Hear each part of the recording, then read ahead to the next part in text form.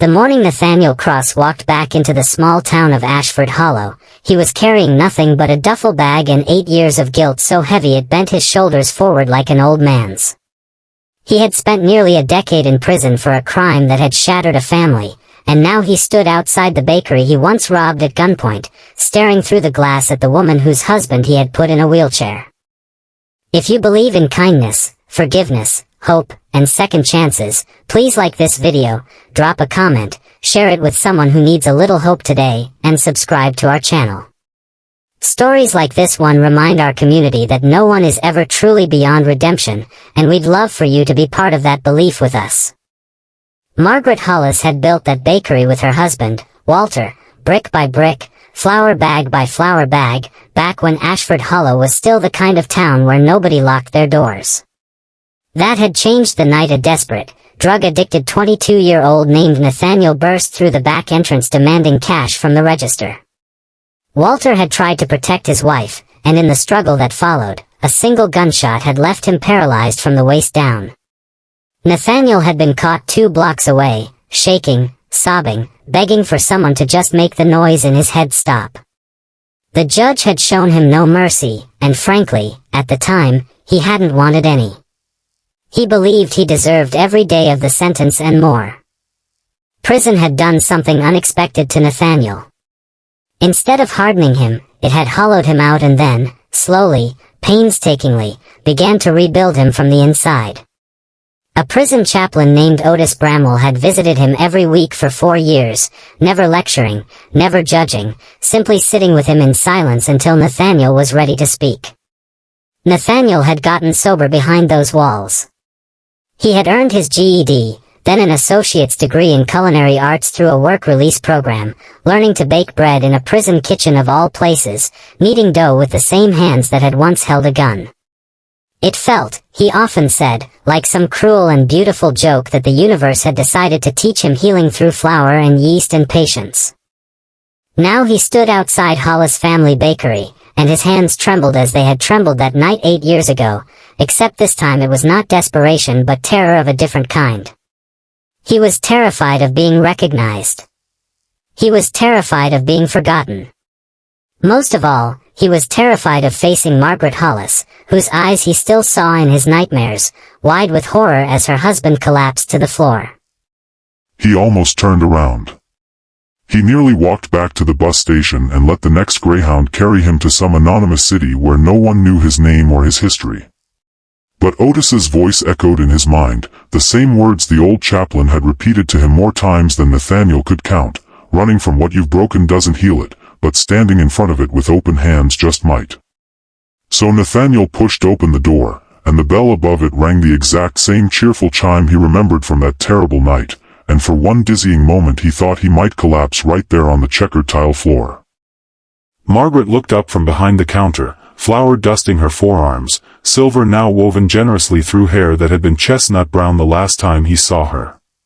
For a long moment she simply stared, and Nathaniel watched recognition dawn across her face in stages, first confusion, then disbelief, then something that looked frighteningly like the beginning of rage. He opened his mouth to apologize, to explain, to beg, but the words tangled in his throat and nothing came out except a hoarse whisper of her name. Margaret's hand found the edge of the counter as if she needed it to stay upright. She did not scream. She did not call for help. She simply asked him, in a voice trembling with old pain, why on earth he would come back here, to this town, to this shop, of all the places in the world he could have gone. Nathaniel told her the truth, because he had promised himself and Otis and God that he would never again hide behind lies. He told her he had nowhere else that felt like unfinished business needing to be finished. He told her he did not expect forgiveness, did not deserve a single ounce of kindness from her, but that he needed her to know he was sober now, that he was different, that not a single day passed behind those bars when he did not think of Walter and what he had stolen from him, not just money but movement, independence, the simple ability to stand at his own oven and pull out a tray of bread. It was at that exact moment that Walter Hollis rolled into the front of the shop from the back kitchen, his wheelchair moving with the practiced ease of a man who had spent 8 years learning his new body's limits and possibilities. He froze when he saw Nathaniel, and the silence that followed stretched so long and so taut that Nathaniel felt certain it would snap into violence. Instead, Walter did something that stunned both his wife and the trembling young man standing in his shop. He asked Nathaniel to sit down. Nathaniel obeyed, lowering himself into a small wrought iron chair meant for customers sipping coffee, feeling impossibly small and exposed. Walter studied him for a long while, the way a craftsman studies a piece of wood before deciding whether it is worth the effort of carving. Then he asked Nathaniel a single question that would alter the course of everything that followed. He asked what Nathaniel had learned to do with his hands while he was locked away. The question caught Nathaniel so off guard that he simply answered honestly, telling Walter about the prison kitchen program, about learning to make sourdough starter from nothing but flour and water and time, about the strange, unexpected peace he found in the rhythm of kneading dough, folding it, watching it rise, believing in something even when he couldn't see it happening. Margaret's eyes filled with tears as she listened, though whether from anger or something softer, even she could not have said in that moment. Walter did not offer forgiveness that day. He was not a man who gave such things cheaply or quickly, and Nathaniel respected him for it more than he could express. Instead, Walter told him to come back tomorrow morning, early, before the shop opened, and to bring nothing but himself. Nathaniel spent that night in a cheap motel on the edge of town, barely sleeping, wondering if he was walking into forgiveness or into a trap, and deciding that either way, he owed it to Walter and Margaret to show up and face whatever came. When he arrived the next morning at 5 o'clock, the sun barely cresting the hills around Ashford Hollow, he found Walter already in the kitchen, flour on his hands, a second apron laid out on the counter beside him. Walter told him, without ceremony or sentiment, that the bakery had lost its head baker 3 months ago to a job in the city, and that Margaret had been running herself ragged trying to cover both the front counter and the ovens. He told Nathaniel he did not trust him yet, might not trust him for a long time, maybe never fully again, but that he was a practical man and he needed hands that knew how to work, and Nathaniel apparently had those hands now. It was, Nathaniel would later say, the strangest and most humbling gift he had ever been offered, a chance to earn trust back one loaf of bread at a time. The early weeks were unbearably tense.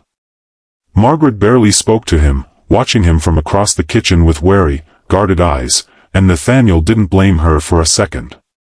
He worked in silence, arriving before dawn, staying late to scrub every surface twice, pouring every ounce of penance he had into the quality of the bread he baked.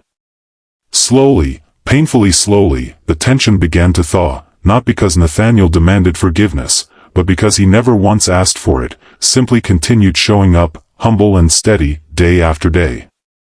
The turning point came nearly 4 months later, on an ordinary Tuesday morning, when Walter's chair caught on an uneven floorboard near the storage room and he tumbled sideways, unable to catch himself in time. Nathaniel was there in an instant, catching him before he hit the ground, cradling him with a gentleness that startled them both. In that unexpected, vulnerable moment, something shifted between them, some final wall crumbling. Walter, from the floor, looking up at the man who had once shattered his life, said quietly that he believed him now, believed that Nathaniel was truly trying, truly changed, and that belief mattered more to him than any apology ever could.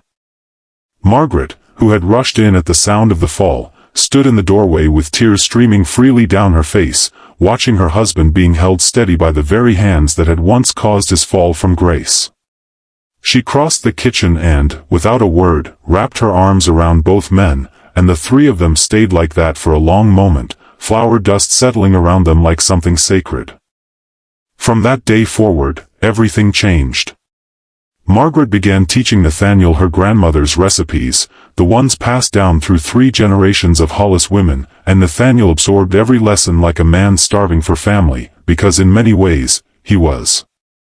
Walter started joining him in the kitchen each morning, and together they redesigned the workspace to be fully wheelchair accessible, lowering counters, widening aisles, so that Walter could return to actively baking again for the first time in 8 years.